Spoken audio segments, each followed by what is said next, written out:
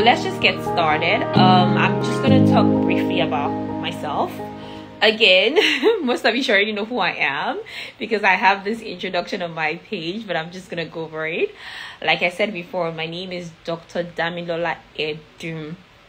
I'm a foreign trained dentist. I finished from University of Lagos, Nigeria in 2012. I did my 1 year internship. I did my 1 year service to the country, and then I moved to Canada. A lot of you might not know this. I also had this business I was also doing by the side, that was bringing a lot of money. I had an event company, but anyways, that's a conversation for another day. And then let me see what else. Yeah, so that was that's just basically my education. Anyways, I don't have a master's. I didn't do a residency. I was just more of the opinion that or rather I already knew from, I'll say my founder level, that I was leaving the country. And so I had interacted with a lot of residents that were in Lagos University Teaching Hospital, which is the hospital affiliated with University of Lagos Medical and Dental School. And so from my interactions with them, I already knew that this was not for me. This is not something I was gonna do. Like, I just wanted more, I just wanted more out of life. I wanted more for my skills. I wanted more for my training. And so I just knew this was not for me. So from my final level, I already knew I was leaving. And I already made my plans. I set my plans. I said doing my research on Canadian immigration. I have family here. I already reached out to them. I already set my plan in action. I already knew I was leaving. So from that moment on, I started saving a lot of money, did my Canadian immigration myself, and then I landed here in Canada in 2017. So I practiced a bit for I practiced a bit. So I was done 2012, landed here 2017. So I practiced a bit in private practice. And then I got here, and then I just went straight into the whole trying to get back to becoming a dentist. Of course, I got a job, working at a retail store just to support myself, and then that just to support myself before so what I did was I landed in 2017. I got a retail job after.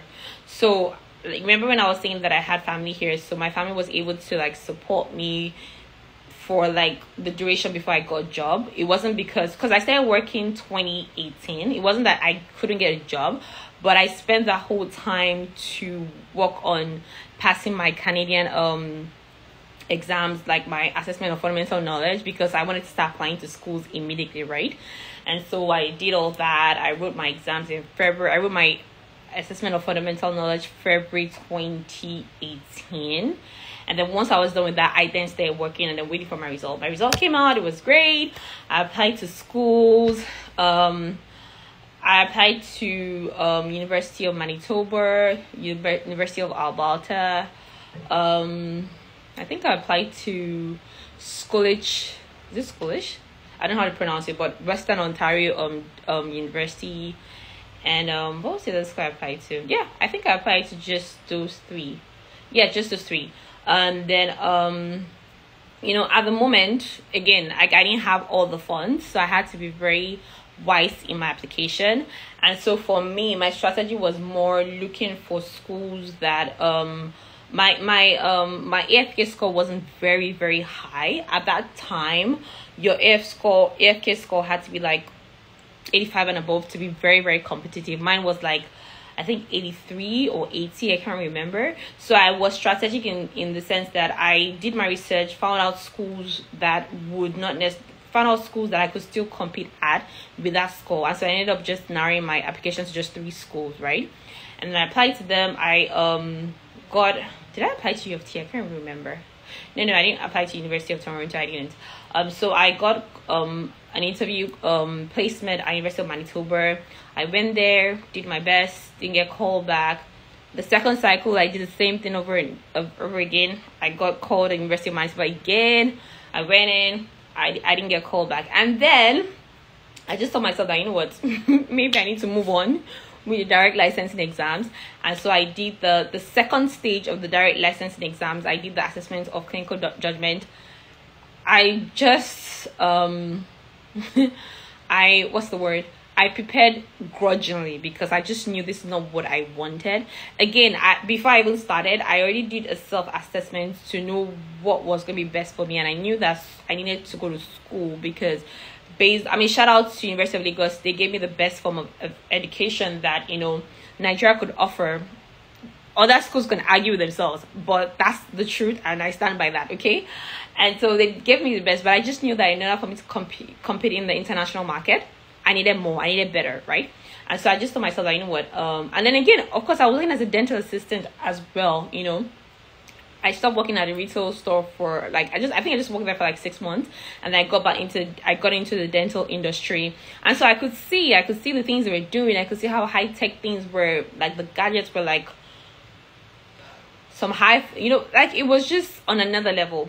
And so I was like, what, for me to be able to compete in this market, I needed more. I needed skills. I needed advanced skills. I needed advanced training. Hence the reason why I told myself that, the school route was going to be better.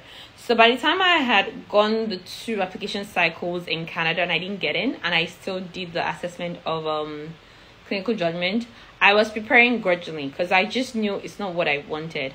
I just knew that this is not what I wanted to do. And so I just wrote the exams and I just left it. I passed and I just left it because I was like, I don't want to do this.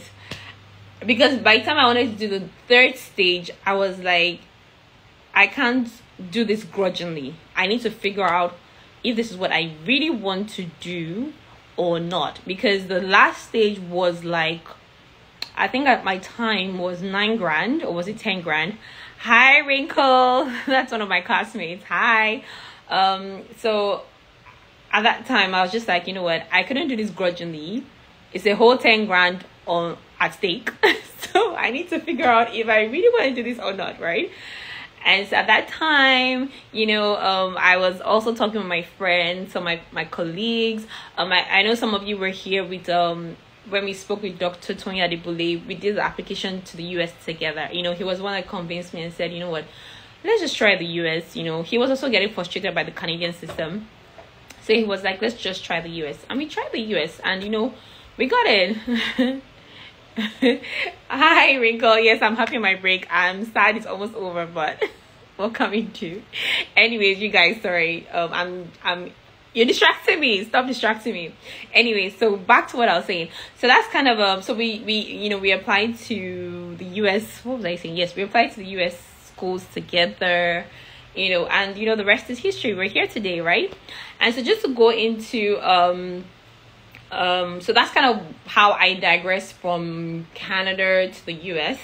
And I know one recurring question that a lot of people have is, why didn't I even try the UK? Well, I never really thought about going to the UK because as at the time when I was planning to immigrate to Canada, I don't know that the immigration laws were that favorable for immigrants, I don't know, because now I hear a lot of people are going to the UK, but I think it's a recent thing because of COVID. They're trying to bring a lot of people in to boost their economy. I don't know for a fact, but I know that at that time the immigration rules or laws were not so favorable for people to just come in and just be chilling, So, and I don't want to do a master's or whatever. So I was like, let me just try Canada. And, Canada worked for me. So that's why, and even in the UK, I don't know that you get to go back to school. I don't know that they have any international dentist programs. So UK was not even really an option, to be quite honest. Great country, amazing country. It was just not an option for me. So I'm going to talk about the, before I go ahead, if you guys have any questions, you can use the chat box, the comment box. I know some people already sent their questions ahead of time. I'm going to try and keep this under an hour, okay? So if you have any questions, just try and send them out now, so that I can catch them before we round up, okay? So talking about the application process for me, so I had 1.5, I applied for 1.5, so I won't say 2 cycles. So this is what it is. So as at the time when I had made up my mind that I wanted to go to the US, most schools had closed. So I was able to just meet I was able to send in my application towards the end of the cycle. So I'll just send maybe half. And as at that time, I applied to University of Boston. I applied to University of Pennsylvania. Let me see. I think no, I didn't apply to University of Pennsylvania. Oh yeah, I did. It was University of Boston, University of Pennsylvania. I just applied. And at that time, I think I had just written only my Part 1 American board exams. So I just said, let me just apply. Honestly, to be quite honest. In retrospect, maybe I shouldn't have done that. But I just applied. But I didn't even hear back from any of the schools, to be quite candid. I didn't hear back from any of the schools. So by time was the second, the next year, which was my second application cycle.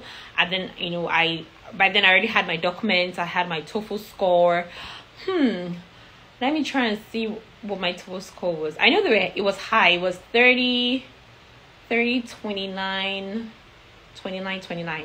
Yeah, that was my breakdown, if I can remember correctly. Yeah, that was my breakdown. 30, 29, 29, 29. Yes, that was my breakdown.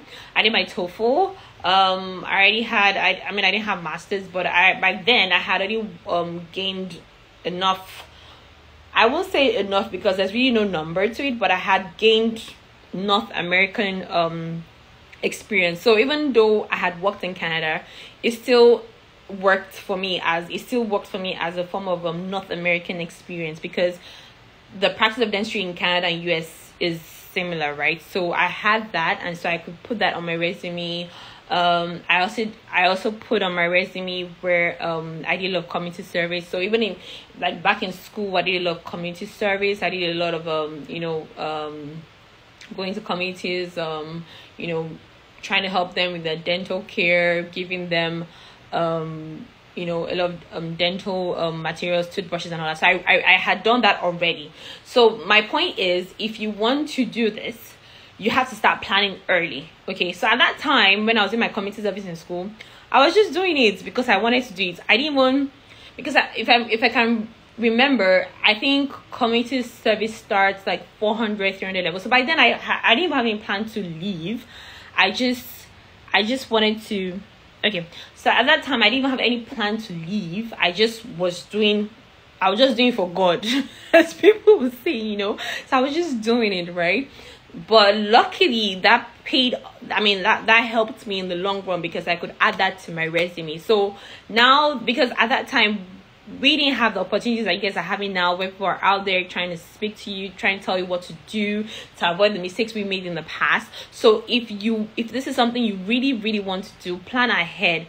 Just don't be like chilling and lounging in school, get into community service, volunteering opportunities. You understand? Because when you write things like that on your resume, you want to know that you're writing the right things. You're not just making stuff up. People write whatever their resume, but I'm of the opinion to speak the truth at all times, so it's up to you. So I did all that in school. I was also part of leadership. I was also into leadership positions. I was in the Senate of my school. Those were things that I did then. I was just doing it because I was like, okay, well, let me just do it. No reason whatsoever. I remember I was also part of I was very, very active in school. That's the truth. And anybody that knows me knows I'm an active person. So I was very active in school. I was socially, I was in one dance team or the other, one musical choir or the other. So those were things that I added into my resume, and it paid off because it showed the school that I was socially balanced. I wasn't just this machine, I was socially balanced. And this social balance is important because it helps you develop people's skills. And it's important because in North America, it's not just practicing dentistry. There's a lot of marketing that goes into it. There's a lot of presentation, buttering up. I want to use the word buttering up. That's wrong.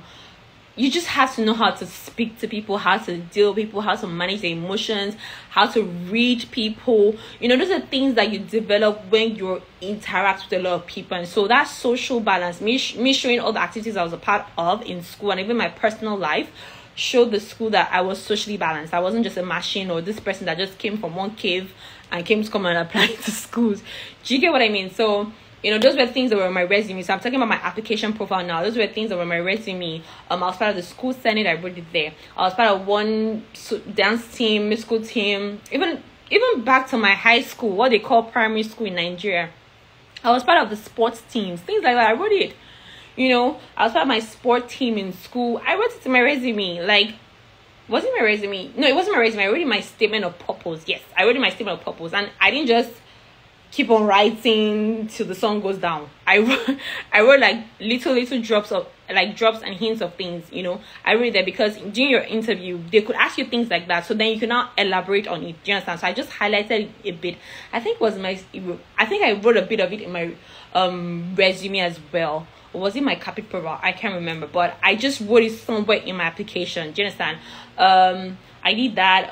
High school activities in high school, you know, how I used to go to competitions, how I would lead my team. Those showed leadership opportunities in my application as well. So I did that. What else did I do? Let me try to remember. Yeah, so leadership. And then also in Canada, you know, because I had been away from Nigeria for a long time, so I also had to show them what I was doing right now. So I showed them that, okay, I was working as a dental assistant. I've been working as a dental assistant for a long time, and then also I was also volunteering for with non-governmental organizations. I applied during, was it during COVID or after COVID? I can't remember. Not after COVID, because COVID has never ended.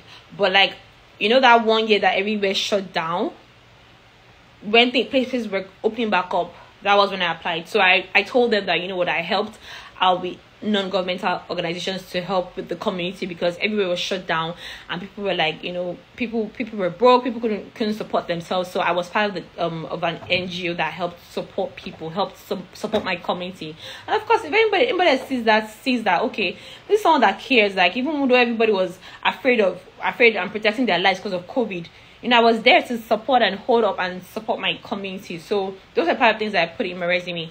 And then one thing I want to say is, I don't think any speaker has said this. So with applications to the US schools, there's something called CAPID. Okay, so it's an application portal. Anyone can Google it. It's CAAPID. It's an application portal where it's a centralized application portal where you just go there, set up a profile, and then schools pull out from it, you know. So you select the schools you want to apply to. That's it though. You select the schools that you want to apply to, you build up your profile, and then you click submit. You pay, and then you click submit, and then you send it out to all the schools. Now, what made me remember to say that is because even on CAPID, there are different sections. So they ask you if you have leadership things to talk about leadership, this is where you put it. Things to talk about maybe this or that, maybe dental stuff, you write this. Leadership, write that. So in a way, it's helped me to guide. So when I would answer those questions, when I put information there, it also helped me to guide my approach, right? That way it helped me to understand that, you know what, these are the things that the schools are looking for on your application. So I'll write it there, and sometimes, you know, I'll drop hints of it on my resume, hints of it on my statement of purpose, because at the end of the day, you don't want to drop too much information and overburden them, but at the same time, you don't want to drop too less of an information. Do you understand what I'm saying? So you just have to find balance. And then how many attempts? I wrote my exams once, and that's why I'm really like keen on working out a way where I can create a link that will just give you access to only those dental board materials, because I have a lot of materials in my Dropbox, so I can't just open up to everybody. I'm sorry, that would just not be a wise thing to do. So I'm looking for a way to set up a link, a private link, where you can have access to the dental board materials for the USA, because I wrote all my exams in one attempt. I cleared it. Woohoo, praise God, you know. And some people say that has a role to play in the application process. I don't know, because I wrote mine in one attempt, but I don't think it's unheard of to. I don't think it's. I mean, I'm pretty sure there are people that write their exams thrice. Yeah, actually, now that I'm saying it, there's actually someone in my class who wrote their exams a lot of times and it got into school. So I think it's just a matter of how you hide the not so great parts about yourself. Maybe not hide, but how you lessen it, and then you elaborate the great parts of your application. Because again, like I said, it's about sales and marketing, presenting yourself in a very nice, juicy way, not lying, but just presenting yourself in a good way. And then So the schools I applied to for the second cycle, I applied to Boston, I applied to University of Minnesota, I applied to University of Michigan, I applied to New York State University, I applied to University of Buffalo, I applied to Loma University, I applied to UCLA. I think those were the schools I applied to. My approach in application, initially, I'm not even gonna lie, I was trying to like look for schools where they didn't have the bench test exam, because I didn't want to spend so much money in preparing for the bench test. But at some point I just told myself that, you know what, that's going to be limiting me. If anything worth doing is worth doing well. That's my approach to life. And so I just applied to more schools, but I tried to apply to schools that were, you know, somewhat close to where I stay in Toronto. Again, I thought about it. I was like, you know what, there are not that many schools that are very close to me. I think it was just NYU and University of Buffalo. So I was like, you know what, let me just apply. Well, I just applied. And then so those were the schools I applied to. Another approach that I had was I tried to do a research of schools that had a lot of Nigerians or Africans. The reason why I say this is because I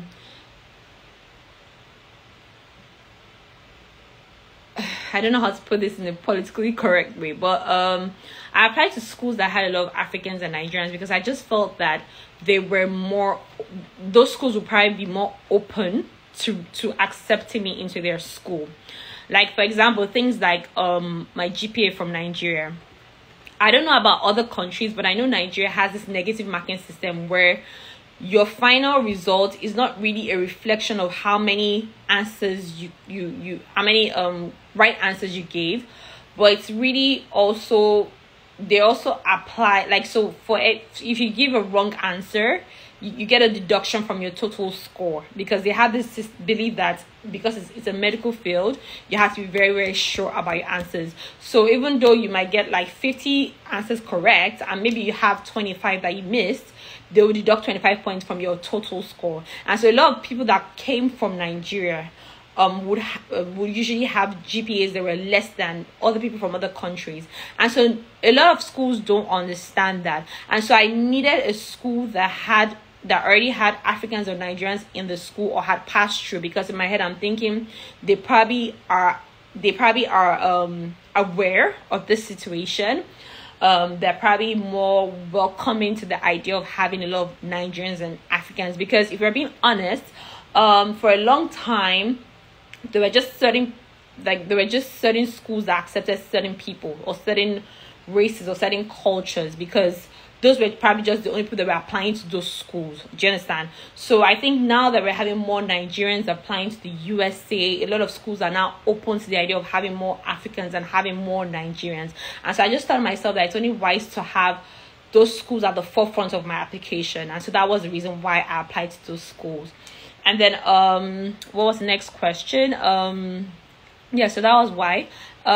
Looking back now, what do I think stood up my application? I would say I feel like I had what every other person had in the application, but what I had as an extra like an extra edge, well, I won't say an extra edge, but maybe what made me stand out was the fact that I was just someone who was just not focused on medicine only. I've never been that person.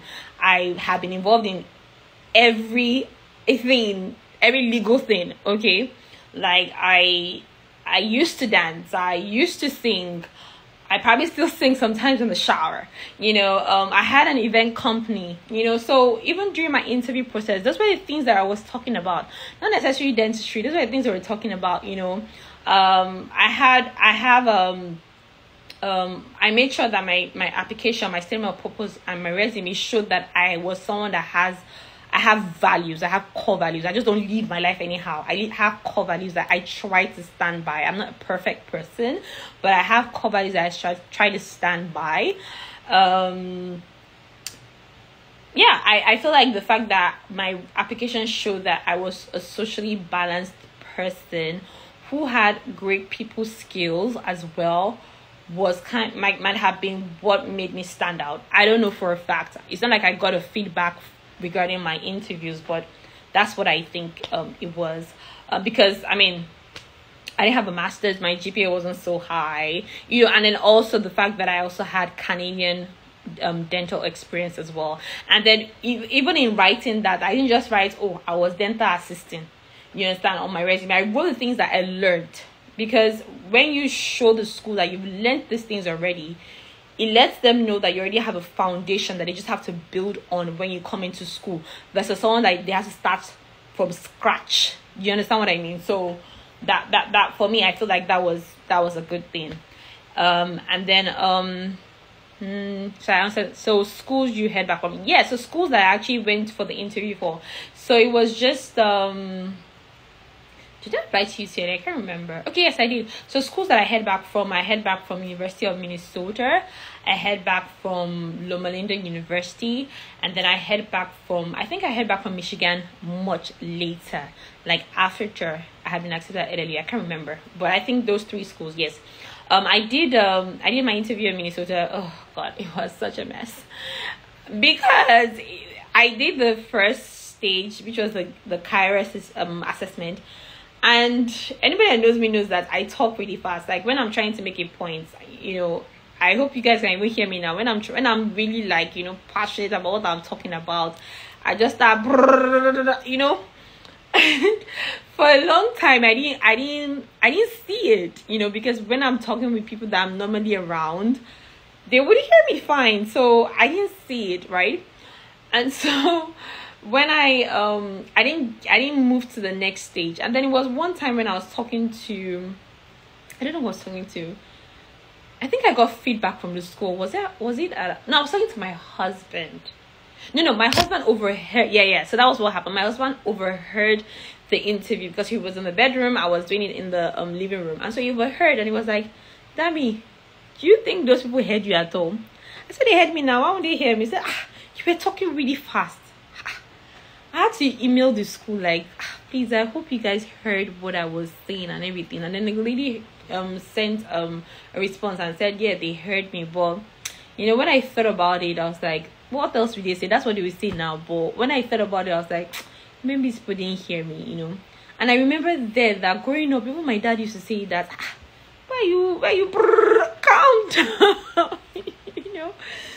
So then I had to so I knew that the next 2 interviews I was going for, I couldn't afford to mess up. So I had to retrain myself. I remember then I called one of my big sisters in NYU.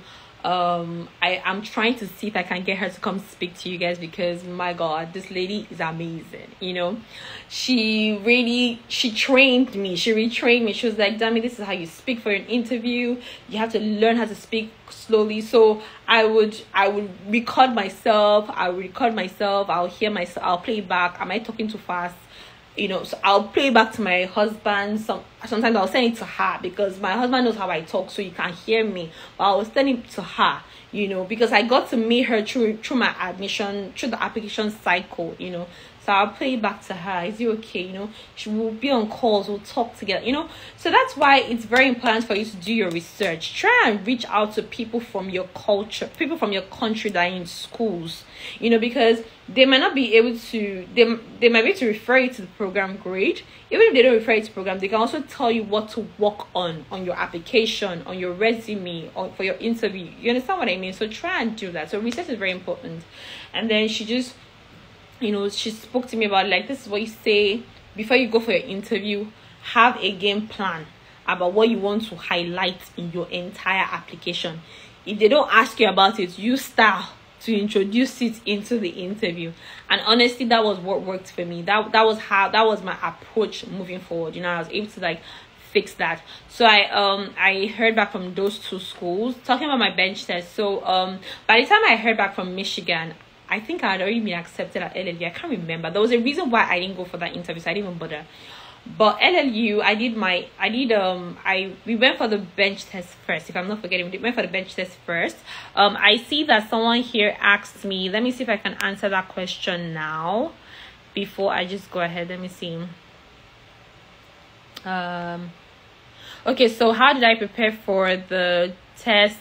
How did I prepare for the course? Okay, so I'll talk about the bench test. So for LLU, so before LLU, remember I said that I had already applied to Canadian schools. I had already gone through 2 application cycles and I didn't get in. At that time, I also went for a bench prep course. So it's mostly a course you go for where they try to brush up on your skills. They teach you about all the, procedures, how to do it. You get to practice. They have their own mannequins there at the center. So you just go there. You go there with your materials. You practice. They have instructors that come in and all that. So I had already done that. So when I was preparing for LLU, first of all, I knew that I didn't have $6,000 to cough out. Even if I had $6,000 to cough out for another bench prep course, I'd rather use it for something else, So what I did was I just bought my own dental units. They're just tiny portable ones. You can find them anywhere. You can find them on, let me rephrase. You can find them everywhere. However, there's no guarantee that if you just get it anyway, it's going to work. So you also have to be very careful. I got mine from a lady who was also doing the whole application process, but she wanted to sell her own units. So I bought it from her. There are people that, if you go on Facebook, if you're trying to get into the US, you need to be on Facebook support groups. There are a lot of Facebook groups. It's called, there's some that is it NBDE? There's some that will just say part 1, part 2. Try and join such groups because they have a lot of materials. That's where I got a lot of my board exam materials from. They have materials. When people want to sell stuff, they'll post ads there. So there are people that sell there. I know people that bought some stuff off eBay, Amazon. Like I said, I already had my dental instruments from school. Thank God I didn't sell them, so I just brought that with me. I bought some materials off eBay, some Amazon, some websites in some companies in Canada. There's one called Candent. I bought some materials from there. So it was just like a mix and match from different places. I bought some from Stevenson's Dental Solutions in the US, until all my materials were set. I already had my units. I bought my I bought this mounting pole. So I didn't buy the mannequin head. I just bought the mounting pole. I would just mount it on a table in my room. And then I already bought my what they call them, the teeth. They would come in like this fake jars. So I already bought so I already knew what type of teeth that LLU was gonna work with. I think it was Colombia, if I'm not forgetting. So I bought that already. I bought teeth from I bought those type of teeth, Colombia teeth. I think Stevenson sells that. Stevenson's Dental Solutions sells that. Candent Canada also sells that as well. So I bought from those 2 companies. I bought from Candent because when I want to buy from Stevenson's, they were on back order. So I bought from Candent, and so I already had my boards and everything ready for my Canadian cycle. So that's how I would practice. And I remember during COVID, I also did like a course with Stevenson's Dental. He also has YouTube materials, right? He also has YouTube materials, but I also wanted to go for a course because I wanted the opportunity for me to do a prep and for somebody to actually check it as well, right? Because from the bench prep course, it had been a while since I had practiced and someone had critiqued my work and all that. So I went for a course during COVID. It was online, so he will come. We will all link up through Zoom. He would do a procedure. He would teach and everything. We'll all do it. We'll all send pictures of our work on the same Zoom session. He'll critique. So as critiquing one, the 10 of us are seeing the errors. So as he'll start critiquing one by one. And honestly, I feel like that really changed the game for me because he would. I mean, I'm not trying to discredit the previous course that I went for. However, the way A would teach me is different from the way B would teach me. Like, it's a matter of teaching me in a way that I would understand. And Stevenson's taught me in a way that I understood what the message was trying to pass across, right? So that was the course I did. So by the time it was now time for my application cycle, I would just prep myself. I I know the course also came with an opportunity for, no, not the course, but he also has like something on the side where if you prep, you can send pictures to him for a fee. He will critique and send it back. He has that. In fact, at that time, I was already planning to do that. However, there was this other friend that I had who was in a dental school, like he was teaching a dental school, and then I would send my work to him, and then he would critique for me, right? And then the feedback, I would check the feedback, and then, you know, I'll just, that was how I prepared for my bench test at LLU, right? And I already also knew the procedures we were gonna do, because I think they sent it through the invite. It was a class 2 molar, upper molars. I think, yeah, it was both upper molars, right and left. I can't remember if it was the first molar or the second molar, but I think it was the first one. I can't remember, but that was the procedure. So that was what I did. And I know there were 2 cycles, and I think both cycles did upper class 2 molar preps. Yes, that was what it was. So that's how I prepared for it. That was basically how I prepared for that. For my Cairo interview assessment, honestly, I just went online, and this is something you guys can do even for the interview. I just went online, I just googled possible questions that could come up in an interview, you know, and I already had my answers written down, and every morning I'll be practicing. I remember I was struggling with the idea of speaking slowly, so I had to be practicing, I had to be recording myself, you know, for the LLU interview. I really messed up Minnesota, so by the time I got to LLU, I had to be on my A game. So I was practicing. I made sure I read my statement of purpose properly, my resume. I knew everything that was there, because questions will come out from there. They might bring out random questions, but questions will come out from there. So I'll be, you know, doing all that every morning, recording myself, so by the time I went for my interview, I already knew what they were gonna ask to some extent, because I already knew my statement of purpose. I already knew what was on my resume, and then I also googled questions as well to see so on Google you can Google like common dental questions. There's also this page on YouTube, I think it's called Capit something. They also have you know, YouTube videos about, you know, common questions that come out in dental school, interview processes and all that. So that was another thing that I did.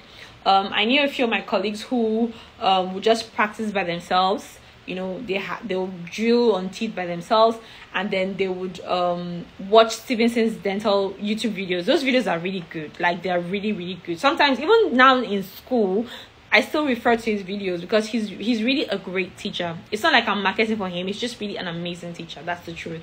So that was what I did for my interview process. I would try to preempt questions. I would practice. You remember, practice makes perfect, and so that's what I would do. And then also on my resume or my application in total, like, I would also always write. I have this book, so I'll write out parts of my application that, if they don't ask me, I'm going to look for a way to introduce it into the interview. You know, because there's something that I remember they used to teach us in University of Lagos, that if they ask you a question, there's a way you can introduce your own question and lead the interview, or lead the examiner away from that question they're asking you. So basically, you're leading them towards the direction you want. You know, I never did that in school, to be quite honest, but at that moment, I understood what they were saying. And so that's what I was doing. Like, I would look for a way to introduce those questions, like introduce it, you know. And that was that. So that was my bench prep. That I've already talked about where I got my materials from, how I was able to prepare for it. I hope I answered those questions. Dr. Zana, I hope I answered your question. What was my experience like on the day of? So again, we had already gone ahead we did a bench test. We did a bench test exam, and then I think the following week, then they send your result. No, they don't send your result to you, but they let you know if you've made it to the second stage. And then the interview was via Zoom. Yeah, mine was so funny because the morning of my exam, the person that interviewed me was busy, so she came on, told me she was busy, and then I got transferred to another person. So that one person was like destabilizing me, but I was like, you know what? Nothing's going to shake me. I'm going to do this interview. And my interview was amazing. Like, I had an amazing. And one thing about LLU is that I don't know about other schools, but they find a way to help you relax for your interview. So even if you come in nervous, and I think that's important in any interviewer, like you have to make sure that that what you're saying or how you're saying is not going to destabilize the other person you're interviewing. And I feel like they have that on point. Like my interview was amazing. It was more like a gist. It was more like a social chat. It wasn't like exam, exam. No. It was more like a chat. It was very relaxing. You know, we talked about many things. We talked about my family. And, you know, I'm not surprised we talked about my family because I mentioned my family and my background and how the core values of my family has molded me into who I am. So I'm not surprised that he talks about it. We talked about it. We talked about many things away from dentistry. So honestly, they find a way to just help you be relaxed and all that. How best to prepare for the interview? We've answered that. Yes, I feel like we've already touched up on everything. I'm very determined to make this one session, so I'm going to be moving along real quick. If there's anything else you guys want me to talk about, again, leave a question in the chat box in the comment section and I'll get to it. So I'm just going to go into the Q&A. So questions, tips on how to prepare for LLU. I feel like I've already talked about that. Have a game plan. Practice your skills. I've already told you it's class 2. I mean, I don't know that it'll do anything different, but during my own time it was class 2, and I think they already sent the procedures ahead of time. I can't remember, but I know it was class 2 that we did. So practice makes perfect. Like I practiced so many class 2s. Like at this point I think I'm a guru with class 2s. Like classes. I did all that. Be ready to spend. That's the truth. Be ready to spend. Don't now be forming stingy and prevent yourself from and you know and then you create a situation where you're underprepared. No. Anything worth doing is worth doing well. How to stand out in your interview. I feel like for me, one thing that I portrayed was confidence, and I wanted to. I don't know that. I mean, I feel like there are ways you can portray confidence. Like I made sure that I was sitting upright. I wasn't jittering as much, because sometimes when you're doing this too much, it can just be how you speak, or it might be that you're nervous. So I made sure that my hands were down because I didn't want to come off like I was jittery or I was scared, even though I was. Try to speak clearly, pronounce your words properly, pronounce your words properly, speak slowly, speak calmly. Don't give off an impression that you're not present in an interview. So don't start talking about A and then you just start talking off points, so that's why you have to practice, because when you practice, that's how you become good at answering questions. So make your points, be clear with your points. One thing that I know that I don't want to generalize and say all Nigerians, but the ones I have met, one thing that we all see and we have in common is the fact that as Nigerians, we don't really know how to get straight to the point. But versus maybe someone from another culture or Caucasian, they're very straight to the point. We can dilly-dally, even though we're still coming, so you need to practice how to get straight to your point, because at the same time, you don't want to bore your interviewer with unnecessary points. You don't want to take up too much time. I mean, you just don't want to be a mess. So learn how to get straight to your point. Make your points. Make your points and make it. You can give examples and all that, but don't over talk. Don't just now be talking just in different directions. No. Go straight to the point. If they ask you a question, answer it. Go straight to your point. And then one thing I also wanted to say was that whatever question they ask you, try to bring out.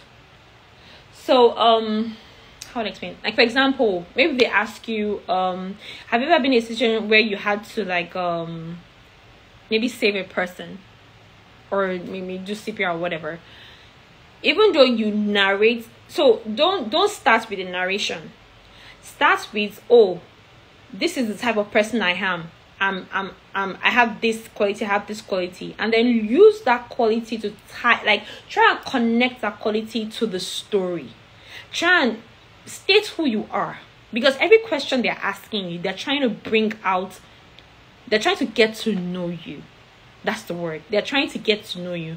So don't just give story and you're not told them who you are. Do you understand? Because in your story, you're going to mention different people that were part of the story. Doesn't mean that they get to know who you are. So whenever they ask you a question, start with, this is the type of person that I am. And so A, B, and C happened in my story. And because of the type of person that I am, this is why I reacted this way.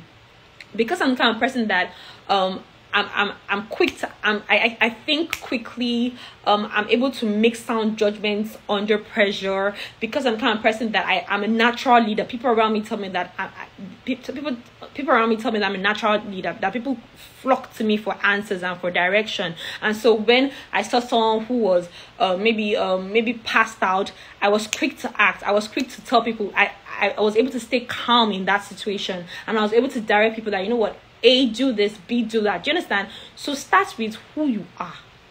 So that's why before your interview, you already have to have an idea of the skills and qualities in yourself that you're trying to portray. So whenever you answer a question, tell them this is who you are. And so when A, B, and C happened in my story, I was able to act this way because of who I am. It's important to show your core values. Loma University is a Christian university, so you also have to show them the Christian values that you have. You understand? So that's one thing that I would like to put out there. And then tips on how to prepare for the interview already. Oh, sorry, reading the wrong thing.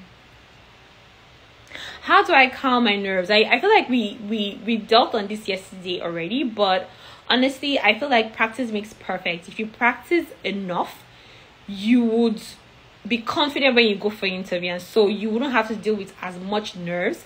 And then it's okay to even say in your interview, oh, please bear with me, I'm a bit nervous. It's okay. They will even appreciate your honesty. I'm a bit nervous. And then it could even prompt the interviewer to find a way to help you calm down. I'm pretty sure it was something I said that, I'm sorry, I'm a bit nervous, but it's okay, like, I'm fine. And then my interviewer smiled, and you know, that smile broke the ice for me, because he helped me to understand that it's a person, it's not a machine that is talking to me. It's there's humanity in this person, you know. And so that helped me calm down, that broke the ice. And moving on from there was smooth sailing. And then how easy is it to get a loan for dental school? Honestly, what I would say is, in as much as you want to go to the US or you want to school in Canada, I would say it's also good to make a plan for how you're going to get a loan. I won't say focus too much on that, because I feel like things have a way of working themselves out. However, it won't be fair to you if after all the work you've done, you're not now able to get a loan to get into school. So if you want to go to Canada, for example, you're lucky, because the bank will give you a loan as long as you're a Canadian permanent resident. But if you're going to the US, you would definitely, there are two ways. So you can get a loan from if you're a green card holder, you get your loan from the bank. That's easy. But if you're not a green card holder, you get your loans from private loan lenders, right? There's one called Prodigy, there's one called Discover, there's some other ones, but you can Google them online. That private loan lenders. Now, there are two separate situations. If you go with Prodigy, and I think there's another one called Empower. Prodigy or Empower, they will give you loans without a cosigner. So what's a cosigner? And I'm just going to round up with this because we pressed for time. Excuse me. What's a cosigner? A cosigner is basically a cosigner in the US is basically someone who is a green card holder, who has good credit, and who is signing your loan with you to say that if this person jackpot, or if this person doesn't, jackpot means runs away. It's a Nigerian slang. If this person doesn't pay the loan, I will be responsible for paying back the loan, right? So for Prodigy and Empower, you don't need a cosigner. They will give you the loan. However, there's a maximum that it can give you. I think it's 50,000 grand. I'm not sure about Empower, but I think Prodigy does 50,000 grand. and your school tuition is like 250,000, 300,000. So when people apply to schools, I know some people that apply to schools that the tuition is not too much, or is within a certain range, you know, because they're already calculating how much loan they can possibly have access to. Do you understand? I know people that come from Canada to US, you know, because of the exchange rates. There's also a max to which Canadian banks can give you to go and school in the US. So they try and apply to schools that are within a certain range, so that their Canadian bank loan will be enough to pay for their tuition. Okay. And again, if you're going from Canada to the US, because you're going to the US, you also need a cosigner to sign that loan with the Canadian banks. But if you're schooling in Canada, you don't need a cosigner. But if you're going from Canada to US, you need a cosigner to sign that loan, because I mean you're a flight risk. You understand? So back to Prodigy and Empower, they'll give you a loan without a cosigner, but the interest rate is ridiculous. Like it's like 10%, 11%, around that range. Now with recession going on in the US, it's probably going to be higher. So just have that in mind. Now there are some other loaners, other private loaners. Discover, there's another one, I can't remember the name, but I know of Discover, where they give you a loan, a good interest rate, a good enough interest rate. However, you definitely need a cosigner. So you need to find someone who's a green card holder, who has a good credit score. So a good credit score meaning that you've built a history in such a way where every money you've borrowed in the past, you've paid it back, you know. So you've shown the banks or any financial institution that you're credit worthy. So that gives you a good credit score. So, you know, those are things that you look out for, and usually they look for people who have maybe like property, you know, people that have a good salary range, whereby if you default, they can actually pay back the loan. So those are the things that come into play when you're trying to get a loan to go school in the USA. So that brings me to the end of my session. Hope you're all having an amazing day. Hope you guys have learned a lot, you know, from all the speakers that have been coming to speak. I still have one more speaker who's going to come and speak about UCLA and then all the schools that, you know, he also interviewed at. All right, thank you guys for watching. Thank you guys for coming. Thank you guys for staying to the end. If you have any other follow-up questions, you can send me a DM, you can send me an email. I would, you know, try to like follow up with you. All right, okay. All right, bye guys, have a great day. Bye, signing out.